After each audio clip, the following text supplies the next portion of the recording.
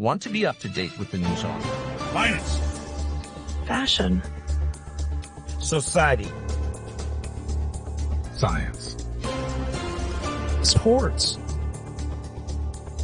Look no further with the award-winning news presenter Tim Tullamore at Nesting News.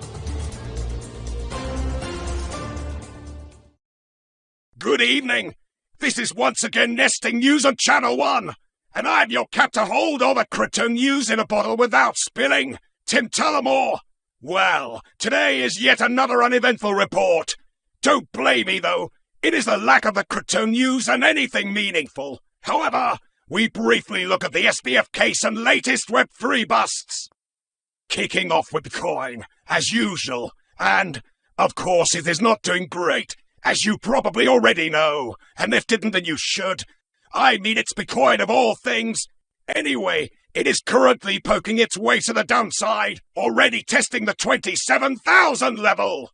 Not only Bitcoin had been rejected by the bull market support band, as we have been reporting for the past couple of weeks, but the Hamas-Israeli conflict further depressed the market. Or at least that's what some of the headlines say. Yeah, I warned you that the crypto market is dry AF, so the reporters suck news out of thin air. Although, there might be some merit, since the liquidity in financial assets overall are decreasing too. Regardless, moving on to the SBF case, and we have the first testimonies from the witnesses. Although we do not have all the details of the case since it is obviously not over, it looking like the curly has been thrown under the bus by his ex-colleagues and friends. Not surprising at all, given that those people get a plea without a sentence if they say the right words. For instance, the ex-girlfriend and deputy director of FTX, Caroline Ellison, admitted that the devil himself forced her to commit crimes. Moreover, SBF was said to be the de facto monarch of both FTX and Alameda, regardless of denying to have any control over the latter. And that's pretty much it about the case for now. Oh, a funny thing that came up. Apparently, SBF had a vision to run for president at some point. If only his fraud was caught, I'm sure he would have had great chances, especially after effectively bribing half of the politicians. In the end, fraudsters and criminals becoming presidents is not a new thing, right? Now, on the topic of scams, let's shift our attention to the most recent Web3 busts. Stars Arena, an Avalanche-based copy of Friend Take got exploited for $3 million. Or, as the project CEO called it, only $3 million. That, by the way, is almost entire TVL of the project.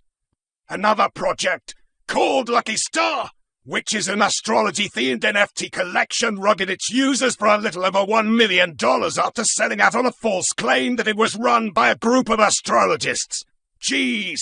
Astrologists? Really? Is that what you bought into? Did you think it is the same as astronomists?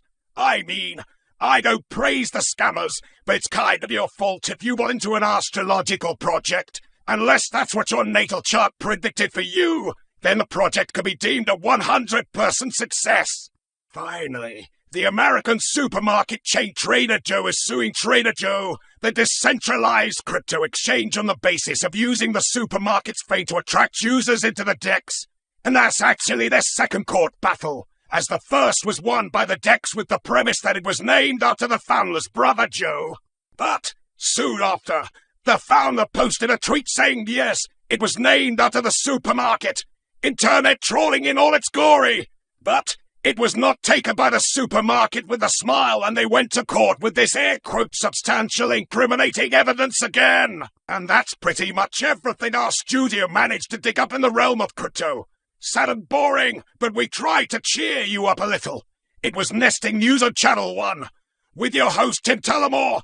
Whatever doesn't kill us, we don't consume. Have a great night.